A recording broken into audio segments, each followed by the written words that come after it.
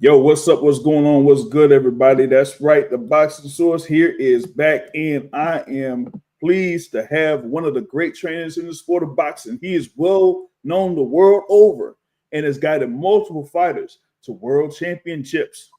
He is the 2022 Ring Magazine and Sports Illustrated Trainer of the Year.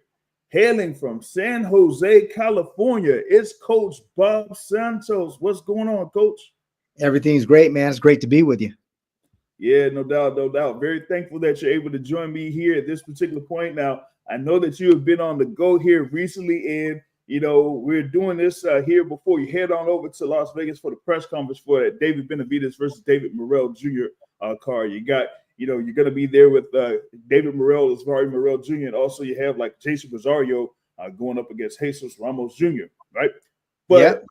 we got to get right into what happened on Friday night with Mario Barrios. Okay, he was in a great fight there with Abel Ramos. They went to full 12 rounds for the WBC welterweight title, and the decision was a draw. But you know what I had told you earlier about the fight the other day. So, what was your assessment of what you saw from Barrios in the scorecards? Well, obviously we felt that we pulled it off. I think virtually everybody ringside feels that we pulled it off. I think most people at home feel that we pulled it off, but the judges seen it the way it was, and they called it a draw, obviously. Unfortunately, in the first round, we had a knockdown in the first round. The referee jumped in. So at that point, he should either start counting or he shouldn't jump in. It's one of the two. So he jumped in, put us to a neutral corner, and then he never started counting. That should have been a 10-8 round.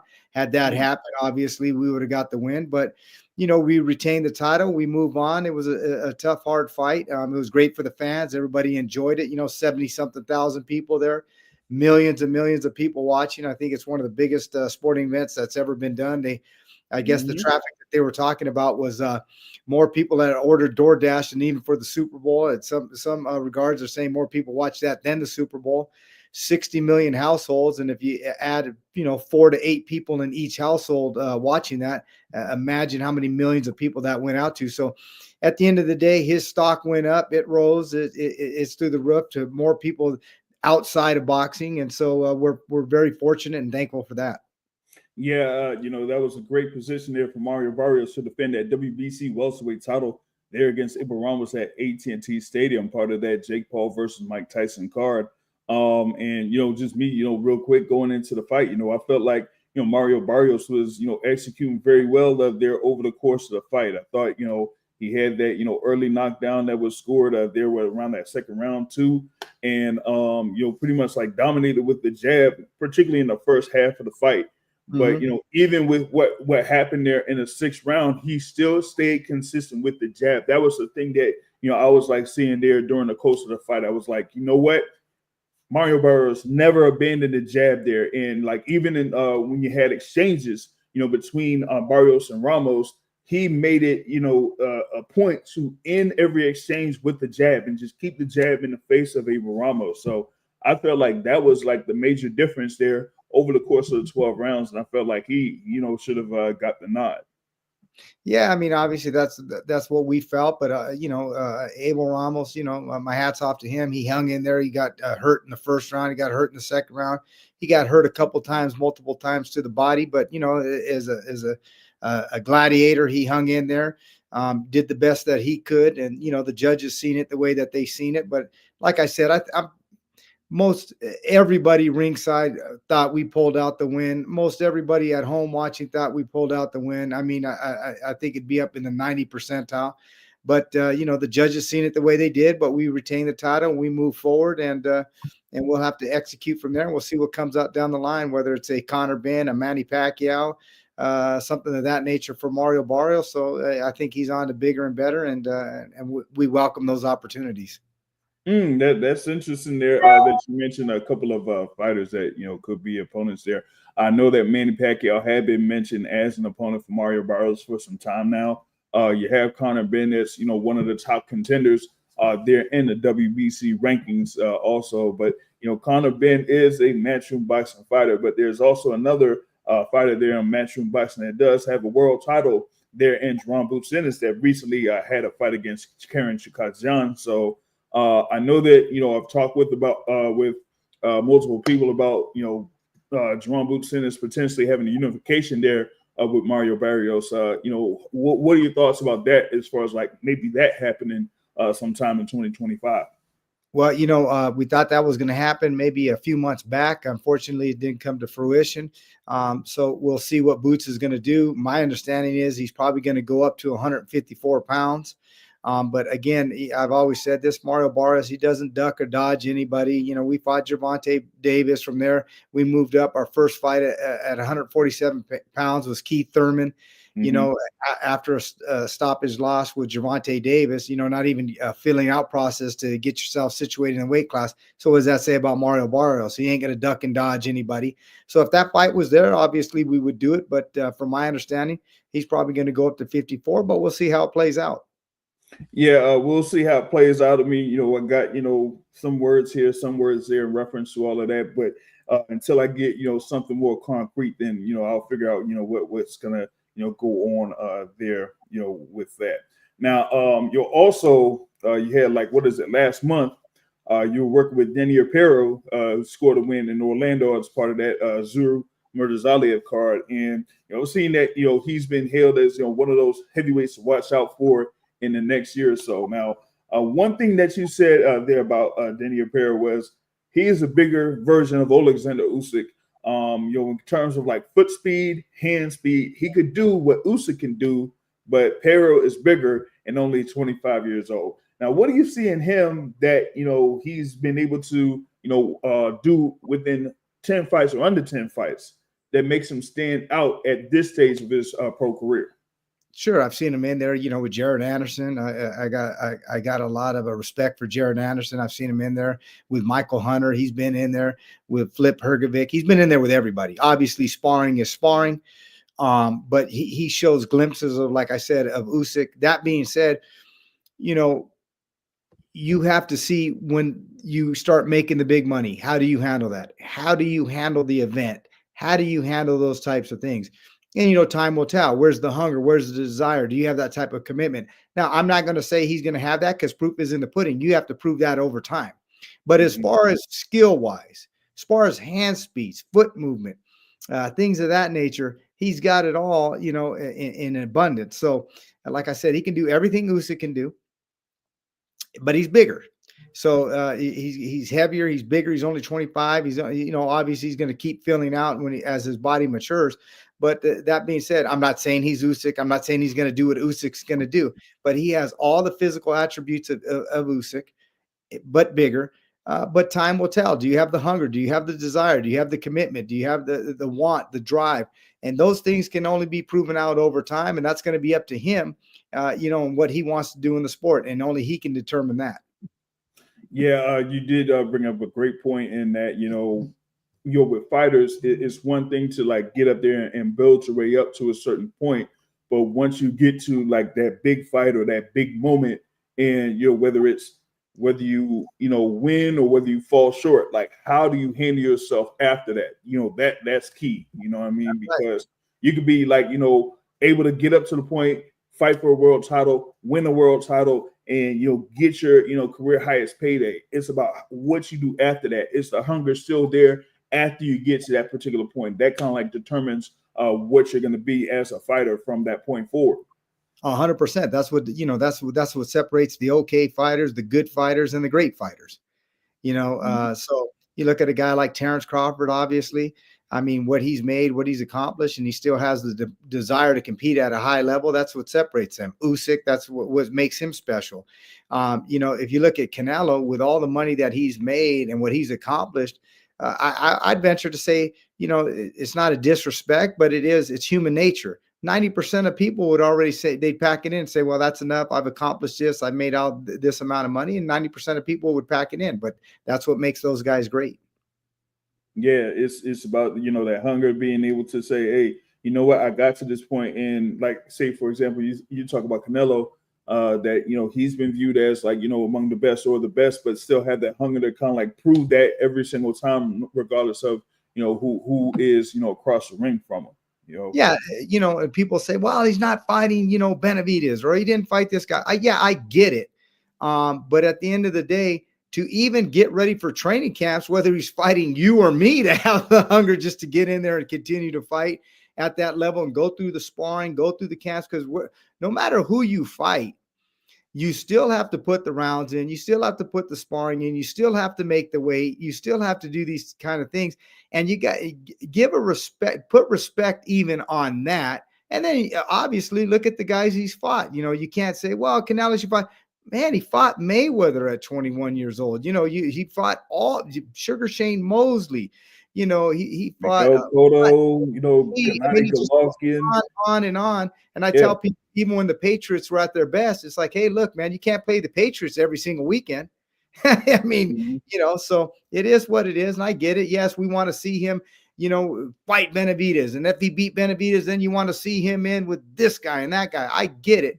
But put some respect on the fact of how long he's been in the sport, what he's made, and what he's still bringing to the table, and still willing to get up every morning, go do that road work, put the sparring in, and those types of things. And that's what separates, like I said, the good from the great. And Perot's going to have to prove that over time. And Usyk too. You think about what he's doing now. He could ride off into the sunset after the Fury fight, and he's still getting ready and pushing out there. So that's what separates these guys. Yeah, for sure, for sure. You have, like you said, Canelo there, and I think he said to a certain extent that he said if he fights Benavidez and then beats him, then who else are you going to bring up to? It's always going to be somebody for sure. And it's always going to be somebody. That's pretty much that fight too. Yeah. So I mean, that's the thing about it, is that what separates the good from the great is how hungry you are after you achieve a specific accomplishment, and you're able to continue to work after that.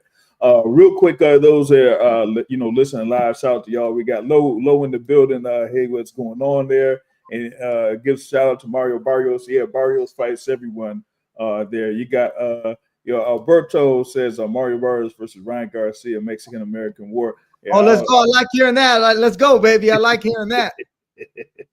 And got Sip It in the Water says salute gentlemen there. Yeah, we got Coach Bob Santos here. Yeah, what an honor. Yeah, of course, like I said, 2022 Trainer of the Year there, with Ring Magazine and also Sports Illustrated. So definitely, like I said, very thankful for him to spend the time here with us to chop it up. Now, over the years as a trainer now, you've worked with a large number of former and current world champions, such as Robert the Ghost Guerrero.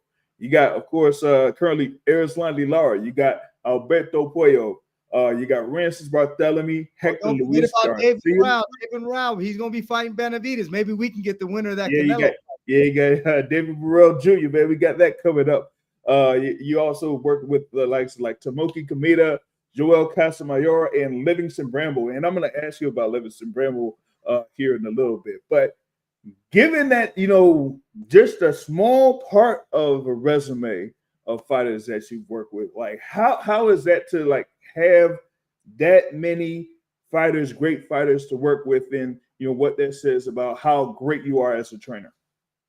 Well, obviously I've been the head coach for a lot of those guys. Some guys I was an assistant coach and fortunate to be in the corner and paying your dues like anybody else. And so, you got to pay your dues working under a Joe Goosen, an Emmanuel Stewart, working under a Ronnie Shields, being in the corner with him and being able to garner experience from really some of the legends of the sport, and able to take that and kind of, make my own brand and have the opportunity to be a head coach. So I was very, very fortunate to be in the right place at the wrong time. The right place, the right time, and very fortunate to have like my cousin Louis Molina, who fought in the 1956 Olympics, and being born into a family that had a family member that was an Olympian. And so I just been blessed in so many different ways, but it's always great when you work with some of the greats and the things that you pick up and then things that you can pass on to the younger generation. And hopefully we'll leave the sport better off than we found it. Yeah, that's definitely the thing there is, leaving the sport in a better spot than, when you got in, and making sure that the sport gets to, greater and greater heights, while you're able to contribute to it. You did, reference Joe Goose and Coach Ronnie Shields, of course, Emmanuel Stewart, of course, great trainers there.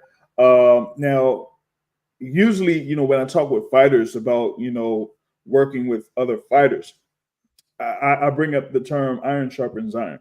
Sure. Do you feel that way when you're with these other trainers? Oh, 100%. You know what I mean? So blessed to be around Ronnie Shields out there in camps with him in Houston, talk to him, pick his brain. Same thing with Joe Goose, and the same thing with Emmanuel Stewart. Um, to this day, I still keep Emmanuel Stewart's a phone number in my phone. It was an honor to be around him, and with Jose Salaya, that was a 2000 alternate in the Olympic team from Ricardo Williams. He helped him out at La Brea Gym out there in Southern California. So I was very, very fortunate, like I said, to put a lot of time in and around Joe Goosen in the 10 Goose Gym. And so to be around those guys, I spent a lot of time too with Freddie Roach out at Wildcard. I never worked under Freddie, but obviously had great conversations with him, had a lot of my guys spar his guys. And so when you can be around these types of guys and pick their brains, it's truly a blessing. No two ways about it. Yeah, no doubt, no doubt. I mean, yeah, you bring up a lot of those great trainers there that you currently work with as far as like assisting, and like I said, you there as a head trainer for a lot of these world champions, and being able to soak up that knowledge and being able to implement that with the fighters that you work with, kind of like makes things be great once they're able to implement what you teach them and being able to properly execute that in the ring. Now, with that being said, too, real quick to that point, with some of these guys, like you said, that a lot of people don't realize too, as a coach, you got to be ready to meet the opportunity, and so again, very thankful to those guys. I really want to be, and one other guy I want to add too is Chuck Bodak. I learned a lot from Chuck Bodak too. He's the guy that used to have the pictures around his head that worked with Oscar De La Hoya. Was the first trainer for Tony Zale back in 1938. Worked with Muhammad Ali in the amateur program. He was in our corner. His last world champion he had actually was Robert Guerrero, and I think he was in his 90s and he was still with us. So I got to give a lot of thanks to those guys, because obviously without them, I wouldn't be where I am today. And a lot of times people, you don't know what you don't know. You think you're ready sometimes to take the reins as a head coach. And you think, man, if I did this and I did it, hey, tell you're out there with 70,000 people and you got to make adjustments and you got to do those types of things. Bide your time will come. But guess what? Those guys, Ronnie Shields and those guys, you think, oh yeah, I'm a better coach than him. Hey, those guys are in those positions for a reason. And so, you got to bide your time, learn from them the best you can. And then hopefully when your opportunity comes, you're ready to seize the moment. Yeah, exactly. I mean, that's kind of like, how I approach things is, being a media member. My thing is that I try to, soak in from a lot of those that have been in the game, much longer than me. And then, once I'm able to do, what I'm able to do, then I kind of like say, hey, okay, I'll approach it this way. Then, in comparison to like another way where it's like very aggressive or that type of thing and in your face or all of that. Like me, no, I can't do that. I'm too old for all that. So I don't even, venture into all of that. Now, you mentioned a lot of those other trainers there. You started out with Joe Amato and Eddie Devine, correct? Yeah, way back in the day. So Eddie was from Philadelphia, and the interesting thing about him was he was actually a sparring partner with my cousin Louis Molina back in the day. That, like I said, fought in the 1956 Olympics, became number one in the world to Carlos Ortiz, and so I learned a lot from those guys, and that's where I kind of brokered into the thing. And so, one was from San Jose, one was from Philadelphia. And so I learned a lot from those guys. And then, obviously things progressed and branched off. And then I went under Joe Goosen out there in Southern California. As time goes on, you evolve and you're fortunate enough to work with different guys. And so that's basically how it took off for me. No two ways about it. Gotcha. Now, you work with a lot of these trainers and you have these fighters here, but while you're there with your fighter, in a fight, it's not, of course, it's not just the fighter that you're getting prepared for, it's the trainer that you're getting prepared for. And my thing about that is like it's almost like a chess match, so to speak, where you have your hey, your fighter is pretty much like all the pieces. and you got to be able to move them properly so that they'll be able to properly win the, as they say, a chess match in the ring.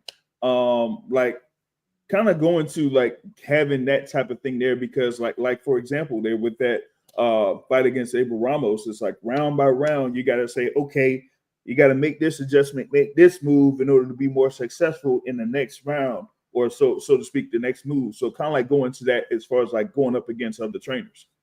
Well, and the thing is too, as you're making adjustments, you never know what's going to happen. Right? With Barrios here, we're on cruise. We're cruising all the way. We're dominating the whole fight. Boom. That's what's the great thing about boxing, right? Unfortunately to us that night, we got caught with a shot he didn't really see coming, got hurt. He weathered the storm, but that's where you got to have the presence of mind as a coach when he gets back to the corner, keep everything calm, keep him collective. And then that's where you got to start making adjustments. And like I said, you have to have to be ready over time to be prepared when those moments come. So you're ready for those moments. And that's why I'm thankful to being under a Joe Goosen with Joel Casamoy, or to being with those guys, to watching how they work, to watching the situations that they're in, and to be a part of that. And that way you could stay calm, collected, keep your wits about you, keep your fighter focused. I've seen a lot of guys, in situations like that, when things like that happen, they fall apart. The corner falls apart and the whole team falls apart. So that's why you want to have guys that have been there and done it.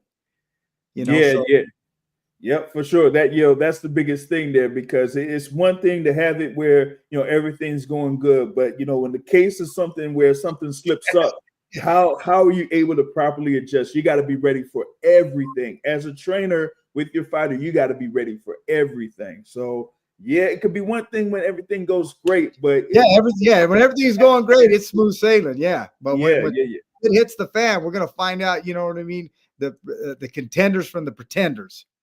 For sure. I got a real quick question here on the live chat. Shout out to Alberto. He says, "What are your thoughts on fathers as trainers?" He says it's like a hot topic and things like that. So, what do you think about that? I was fortunate enough to be in a couple camps with Sugar Shane Mosley. I did a few camps out there with Sugar Shane Mosley and Big Bear and his father. I thought his father Jack did a great job. I mean, it's tough hoeing in a sense, though. It's like Tom Brady or Michael Vick. They're great quarterbacks, and does that make me the quarterbacks coach just because I'm their father? What have you put in? What's the knowledge? Sometimes it can be a good thing. It can work. Maybe the father can get a little more motivation out of them because it's a very difficult dynamic. I think in some cases it could be a match made in heaven. In other cases, it's not such a good thing because you get a little too invested into it emotionally. Maybe there's times where, hey, you need to pull the plug and throw the towel in, and your pride and this and that won't let it happen. So it's a very, very, very tough dynamic. And obviously there's a lot of father-son coaches. But I guess, to each his own. And I think every individual case is different, because sometimes you have guys that are fathers that were former fighters or are lifers and really know what they're doing. And then we have some of the people, unfortunately, in this sport, they throw a towel over their thing. They haven't put in any time, and maybe the kid's just super talented. And like you said, well, everything is going great and dandy. Well, that's fantastic. But when you get two elite guys that are here, it's like I said, if you're, I used to tell Freddie sometimes, just joking around, you'd have banter back and forth, for, lunch or something before the fights and this, and that. And I tell Freddie, hey, Freddie, and sometimes in club fights and things, and that was a great thing that I learned from Freddie Roach. I didn't work underneath him, but I was in his gym an awful lot, and I was able to pick his brain an awful lot. Is that, he, even at the highest level, he'd always continue to do club fights. And I'd be doing club fights and I would see him there. Right. But every once in a while I'd say, hey, Freddie, tonight you're right. You're riding a donkey and I got a thoroughbred. So I think I'm going to get you tonight. So you might not be able to make the adjustments because my guy's just a little bit too superior to your guy. But that being said, with all things being equal, and you got two thoroughbreds going at her, or two Ferraris, then the driver's going to make a big difference in that race. Sure. When you got a Ferrari and the other guy's in a Pinto, there ain't take much adjustment. Hey, just go do this and that. But when it's equally and even, and you got to make adjustments, that's when you better damn well have a hell of a corner there. Yeah, for sure, for sure. And that's the thing with having a father as a trainer is very extensive because you mentioned there with Sugar Shane Mosley having Jack Mosley. You had what Super Zab Judah with his Mhm. father there. We could go on and on. I could go current. At least with a young fighter here, you got Jalil Hackett. Yeah, On his yeah, father and things of that nature. yep. But like I said, at the end of the day, there's some guys that are lifers. Some guys you just have a super talented kid. Yeah, you put in some, you have some experience, but at the end of the day, you can't buy experience. And you're not going to tell me like a Ronnie Shields or some of these guys that have put in so much, been under Georgie Benton, Lou Duva, and what they've learned in all these camps. If you really believe that you have the knowledge that they do or the experiences that they have, you're delusional. Well, yeah, yeah. Well, that's for sure. But also, hey, if you feel like you have those skills that they have, I say prove it. Don't prove it with your son. Prove it with other fighters. Let's see if you can do it that way. You And know. well, and that's what you find out in most cases. For the most part, 9 times out of 10, when the son is done, they're done. Yeah, yeah. That's kind of like how that works. It kind of like how that works.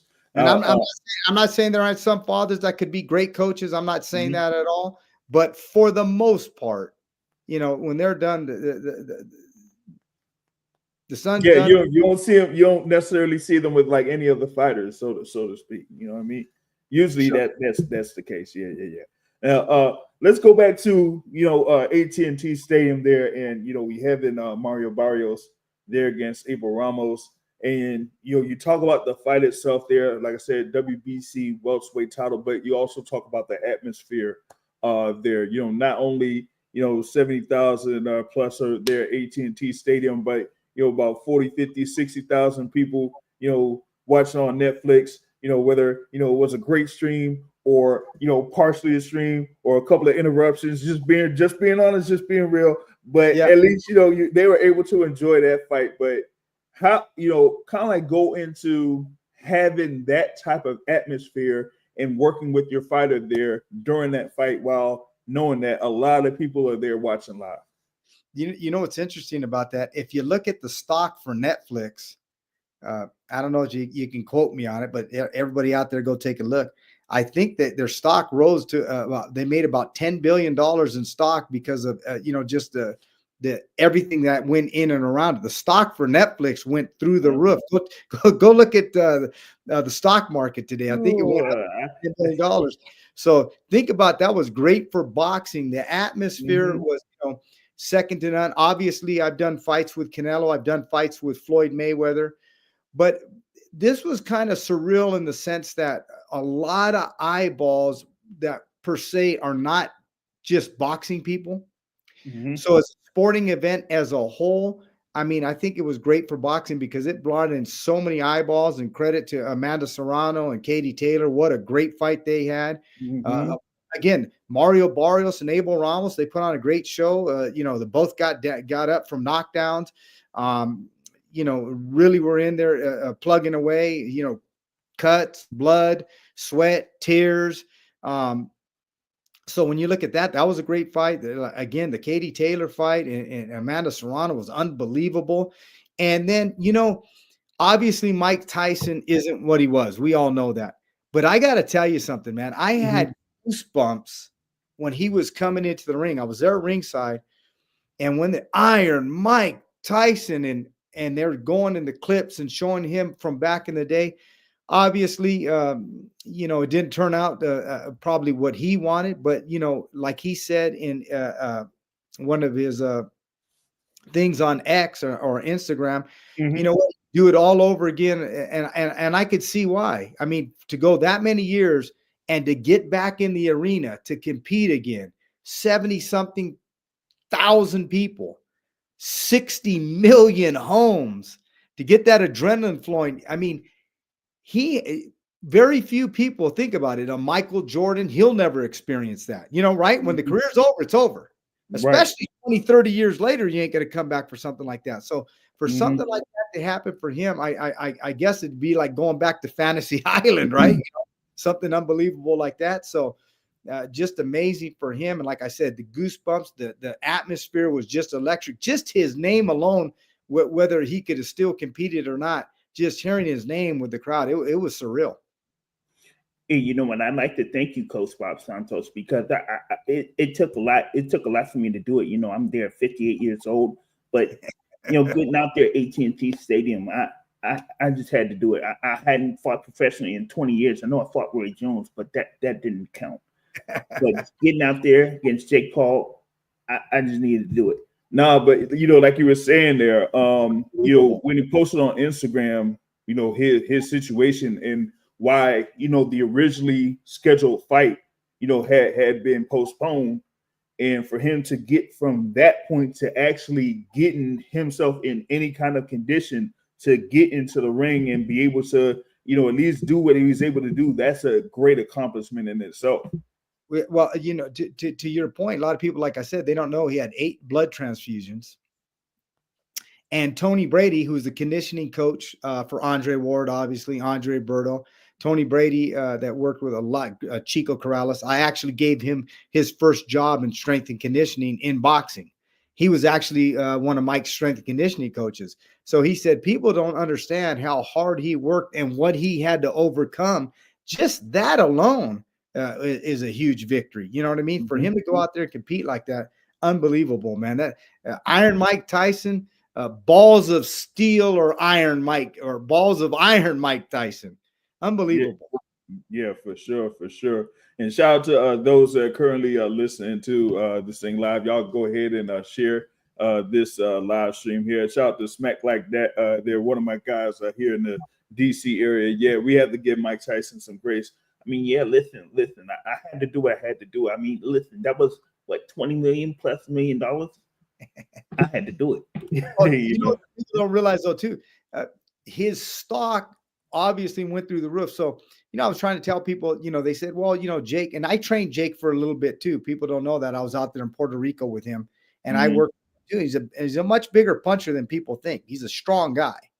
And anyway, being out there with him, they said, oh, he got 40 million. I said, well, it's going to be a hell of a lot more than 40 million. They go, well, Mike got 20 million. I said, oh, it's going to be a hell of a lot more than that, because you got the ramifications of everything. So he's got the Celsius drink. Now this thing is known in 170 countries. Now he can branch that drink in 100 and some odd countries. Like I said, obviously Netflix they're going to parlay their hat into boxing now, which is going to be great. There's no two ways about it. Your stock went up $10 billion on Monday when, the stock exchange opened up. So you think about those things. And then obviously for Mike, everybody, it just boom. So the endorsements thing, just watch what's going to happen for him over the next year, the things, what he's going to parlay this into, and good for him and good for his family, because he's obviously been a great ambassador to the sport of boxing. And every time I've seen Mike, I don't know what other people's personal things is, but he always treats me great. I think he's a tremendous person, a lot better person than people think. They may see a clip here and there, but hey, we all have our good days and our bad days. But for the most part, he's always treated me great. He's near and dear to my heart. And I love Mike Tyson. Yeah, for sure. My thing is that, as long as, he's cool, calm, and collected, he's very nice guy. He's at peace with what's happened, in the past. And, now he's able to do what he's able to do now. And, he's very, thankful. He said that he's very thankful to get to this particular point, given, where he's been at, you know what I'm saying? So that's the thing about it. Shout out to my guy Smack Like That here in the live chat. He says, hey, Coach, what's your thoughts on boxers being counted out for having losses on their records? I always equate boxing to baseball in this regard. In baseball, right? Single A, double A, triple A, the major leagues. I like to judge guys at what they've done at the major league level, right? So single A baseball, you pay for the San Jose Giants. It's a lot different than playing for the San Francisco Giants or the New York Yankees. And a lot of times people have to understand in boxing, it's just like baseball. So you have 4-round fights, 6-round fights, 8-round fights, 10 and 12. That being said, sometimes guys turn pro at 16. They're not developed yet, and he gets a couple losses, and, obviously wasn't ready for that thing. Judge a guy what he's done at the championship level. And then when they are at the championship level, look at the guy that they fought. You know, when it's a split decision, it's a majority decision. Hey, that could have went either way. So you should, as the sport itself, get around these guys that give everything they got, and then that's what'll change the sport. And then by doing that, then we can have the type of fights that we want to have. But if everybody's trying to cherry pick and pick the right record, and I can't fight him at this time, and and that's the other thing. Don't tell me your record, tell me who you fought and when you fought him. Yeah, that's the thing. It's about resume, and going to what Smack like that said in reference to L's on the records. Some fighters kind of like come up early and have early losses on the records, and they're still able to become world champions. I mean, look at and even at the Hockey. Yeah, even at the championship level. So when you're fighting at the championship level, and say you lost to Floyd Mayweather, right? Robert Guerrero lost to Floyd Mayweather. And then you got to take things into consideration, though, too. Sometimes guys are coming up from weight classes. They really shouldn't be in that weight class. Mm-hmm. So there's a lot of varying type factors and things of that nature. At the end of the day, I'm going to judge a guy on, what he brought to the table, the entertainment that he brought, the way he competed, the way he held himself. And to me, that's really where you should judge these types of guys. And if you do that, we'll get a lot better fights moving down the road. Yeah, true. And you said, how they perform in those fights. Like, hey, a lot of people felt like, hey, Erislandy Lara should have got that win over Canelo Alvarez. So there you go. I mean, that's and that's the thing about boxing. Obviously, the beauty of boxing is that one punch can change anything. It's not like football or basketball. You're up 50 points. There's 10 seconds to go. That team's going to win. The greatness about boxing is, I could lose every round. I could lose every second of every minute of every round, get in that last round, boom, one shot and change the whole thing. And the other thing about boxing is it's subjective, because even with the judges, do you like the pressure fighter? Do you like the boxer? And so there's obviously going to be some subjective things in there. And unfortunately, at the end of the day, sometimes you don't get the nod, but did the guy bring it? Did he bring his best? Those are the type of guys you want to get behind. Yeah, no doubt. And Smack Like That says, thanks for that answer there, Coach. Now, wanted to get into or back into the one of the questions that I got.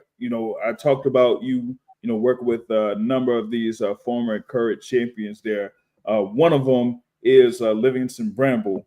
They're, of course, out of the U.S. Virgin Islands. They're definitely had a great fighting career. Like, how is it like working with Livingston Bramble during his career? You know what? I was super young, obviously. I was very, very fortunate to be friends with Jacob Stitch Duran, and he was in his camp, and he brought me along, and I was able to work in his corner. And so it was an honor to be with, a living legend. Obviously, he was in the back end of his career. I'm super young, and he's in the back end of his career. But still, to be around him, to be in his corner, what an honor, and to work with a guy, one of the last 15-round fighters. So for me to say that, I was in and around to work with one of the last 15-round fighters, that's just an honor and a blessing, and something I don't take lightly. And I was very, very, very thankful for the opportunity. Yeah, you talk about Jacob Stitch Duran there, of course, a world-renowned cut man there. You were able to, assist with him there in the corners. Like, how is it to, kind of like learn about that, like, patching up with the, Vaseline or whatever it is, or, getting the Q-tip things, whatever it is, stop the bleeding and all that type of stuff. How was that experience? What's interesting? I give you a story. So Chuck Bodak, towards the end of his career, obviously he was a cut guy, and a lot of people just seen him, and he'd get really offended. Oh, there's Chuck Bodak, the guy with the cut man, and he'd get pissed. He'd be like, hey man, I trained Tony Zale and took him to a world title in 1938. I was one of the early coaches for Cassius Clay when he was in the CYOs. You know what I mean? So he worked with a lot of guys. Same with a lot of people don't realize with Jacob Duran. Obviously, he's found more of his niche as a cut guy, because you just never know when you're going to get opportunities. But he is also a head coach, and he's from, California, from my area, and he worked with a lot of guys, and he was a head coach, and you do what you do. And so he's really a boxing guy, been around a long time, like I said, and was head coach for different guys. He worked with a kid, Carlos Cruzat, that I worked with. He was a head coach a little bit for him for a time. I was a head coach for him for a time. But his niche actually came in as a cut guy, and that's the niche that he had to go in where his opportunity was. But a lot of people don't realize he's really a boxing guy, and he's also been a head trainer. So, sometimes it's great to be good, but sometimes you have to be blessed and fortunate to be in the right place in the right time to get opportunities. But like I said, when the opportunity comes, you better damn well be ready to meet it. Yeah, for sure, for sure. You can have those multiple talents. It's just about if you see an avenue there where that you could get to the next level for that particular talent, you definitely got to take advantage of it. Exactly. There. And on your side, you have it there with training, and for Stitch Rand there, he has it there, with being a cut man. So Yep. that definitely is a good thing there. Now, want to go into that.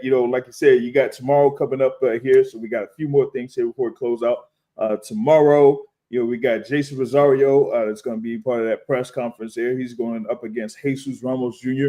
You got Jason Rosario, of course, former unified world champion at 154 pounds. Recently had a fight there on Pro Box TV there against Jerry Hurd, a good little scrap there that they had on that. So this kind of like puts him in position to kind of get in the mix here at 154 pounds against Jesus Ramos, who has been fairly active there in the 154-pound division. Though he recently got back into the mix there in May, part of that Canelo versus Munguia fight card there. So kind of like going to Rosario, getting himself ready to fight Jesus Ramos Jr.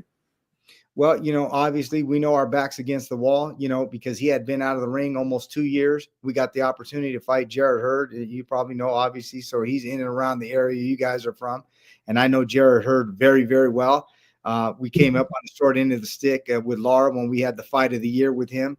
So I know him pretty well. We got that opportunity. And, we had the draw with him. And, obviously we parlayed it into this position here. So the thing with Ramos is he wants to make a name for himself. He wants to become a world champion. He wants to establish himself as a major player in the 154 or 160-pound division. And for us, we're fighting for our life because, one slip up here for Banana, obviously, he had the loss against Charlo. He had the loss against Lubin and things of that nature. So a slip up here and it could be the end of his career. So if he wants to sustain at this high level, we have to bring it and we have to have a tremendous fight to sustain and stay at this level. Yeah, for sure, for sure. Like you said, you had that fight there with Jerry Hurd that ended up in a draw, and those couple of hiccups there, against Eric Lubin getting stopped and with Mel Charles getting stopped. So yeah, definitely this is like one of those make or break type fights there for Jason Rosario, where career on the line there on that. Now a couple of other fighters that you've been currently work with current or former world champions. One is Carlos Adames, who fought on June 15th on that fight card. There's been some talk about him potentially having another fight coming up here in 2025. Maybe, just maybe, unification bout, but I'm not too sure about how that's going. But what have you heard from Carlos Adames and what he's working towards in 2025? Well, yeah, unfortunately, I'm no longer his head coach. I'm Rosario's head coach. But that being said, I'm still friends with Carlos. I think he's a tremendous talent. And I'd love to see him in a unification fight. I mean, he's had a couple title defenses. We had the title defense together with J-Rock. And I think at this point now, he definitely deserves an opportunity to have a unification fight. Hopefully that'll happen. But, with boxing and the powers that be, and sometimes, with promoters that don't work and get along with each other, sometimes it can be tough. I know they were talking about like doing something with him and Janabek, with Top Rank. So hopefully that comes to fruition with him. He's a great kid. He's a good person. He's a tremendous talent, and I hope he gets that opportunity. Yeah, we'll see what goes down with it. I know he has he had an announcement in reference to that, but you also have the thing there with Hector Luis Garcia. He's kind of like been in and out of the game here for some time. Anything in reference to Hector Garcia? Well, yeah, he had a baby recently. His wife had some complications when they had the pregnancy, and so he's kind of been attending to her and kind of focusing on the family right now. And we'll see what happens. We'll see if he wants to come back and put his hat in the mix. But as far now, I know he's just focusing on his family. He's back in the Dominican. Shout out to Gervonta Davis. You hit when you fight Gervonta Davis, you hit that lottery. So I know he's managing a lot of apartment complexes back now in the Dominican Republic. So Gervonta, you're my guy, man. I got to get another guy. If I had Barrios fight you, I had Hector Luis fight you. I need the trifecta. Yeah. We got paydays, Gervonta.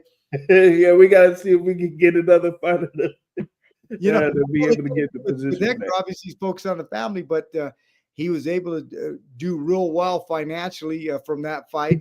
And like I said, and have a lot of apartment complexes out there in the Dominican Republic. So, like I said, he's focused on his family, and we'll see if he wants to get back in the ring. Yeah, no doubt. Shout out to Just Lou Boston just joining in here, and Smack Like That says, hey, Tank, we'll get you to the bank. Well, Tank will get you to the bank. Every time I see those guys, man, I said, man, now, we laugh and we joke, and as competitors, on a serious note, I did everything we could to get Mario Barrios prepared to beat Tank. We did everything we could to get, Hector Luis Garcia to beat Tank. We left no stone unturned to win those fights. The guy's just a tremendous, tremendous talent. But I'm super thankful for the payday too. We really wanted to win. That would have been icing on the cake. But I guess as a backup prize, financially, it really changed those guys' lives. And thankful for the mega stars in the sport, Floyd Mayweather, Gervonta Davis. It's bothersome sometimes when you see a lot of guys hate on those guys because they are so good. But at the end of the day, the stars are what drive the sport. You can't hate on them for their talent. You compete against them. You want to beat them. And every once in a while, you can beat one of those guys. And I've been on both ends of the stick. But sometimes when guys like Floyd Mayweather, I mean, they're just – the talent level is just – and not just the talent level, the work ethic of Floyd Mayweather. I've been around Floyd a lot too. Like I was out there in Mexico City with him. I trained one of his super middleweights, John the Candyman. The Candyman can. Yep. John Easter. I gotta catch up with him, man. You just reminded me of something. I gotta catch up with him. He is great. You talk about a personality. He's great for boxing, and I'm thankful for Floyd to send him over to me. But some guys like Floyd, they're just IQ through. He's got everything. IQ through the roof, talent through the roof, and then work ethic second to none. So it's gonna be hard to beat guys like that, but you can't hate on guys like that. Be thankful to compete against them because, like he did with Robert Guerrero, the payday we had with him changed all of our lives. Hey, listen. You know what? My thing is this. You see, it's all about hard work. It's all about dedication. I did what I had to do. I'm sorry. I did what I had to do with Robert Guerrero. Yeah, and he did it. And I handle business. See. That's what I'm talking about. That's my work ethic. I just do this. I live this. And, it took from, going in the Olympics and in the pros and, beating all these world champions. And you know what I did? I left the game with all of my faculties. Oh, yeah. No, I'm just playing it. Hey, shout out to Talk Trash. On the late night TV shows, man. Hey, he says, what was it like to coach your first world champion? It was great. It was surreal, because obviously you get into this sport, you never think things like that are going to happen. You just put the work in day by day, and before you know it, boom, you're in the driver's seat of something like that. So it's surreal. You're walking on cloud nine for quite a bit of time, but the main thing is you got to stay grounded. I always try to tell people in boxing, like in life, I always try to put the good Lord Jesus Christ first, but and don't get on the roller coaster, because don't let the highs get too high. Don't let the lows get too low. Stay even keel in boxing, life, and everything, because you get the highs too high, the lows too low.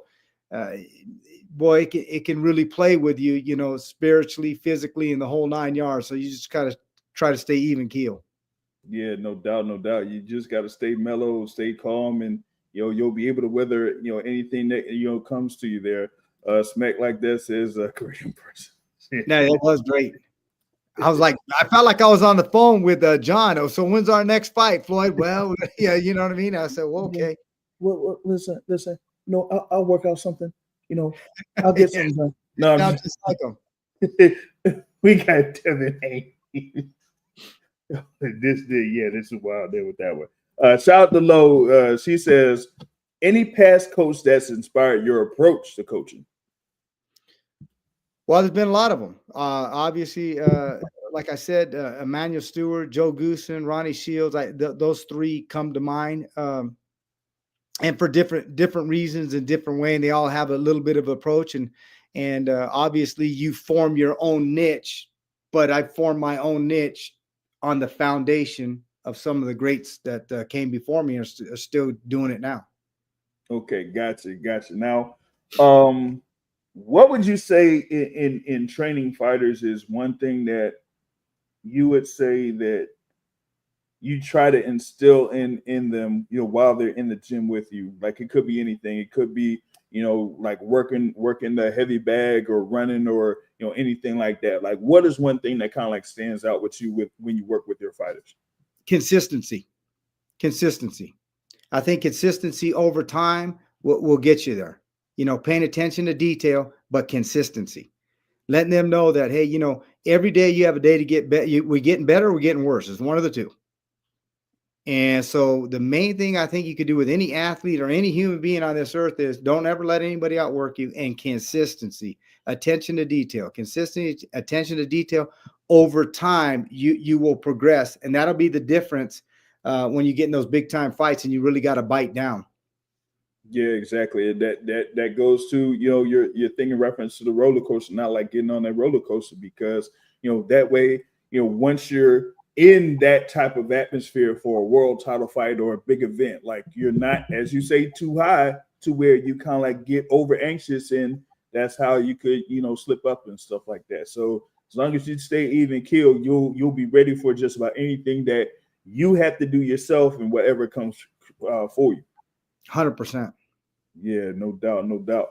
With that being said, I pretty much like covered mostly everything here. No, like I said, big thanks for you for taking the time to be here with us at the Boxing Source. So we'll look for you there at the press conference tomorrow over in Las Vegas. So definitely. Oh wait, hold on. Let's see here. We may have one more here. We got one more from Smack Like That. It says, "Wait, how do you tell a boxer when it's time to hang it up, or is that anything that you've ever had to tell someone?"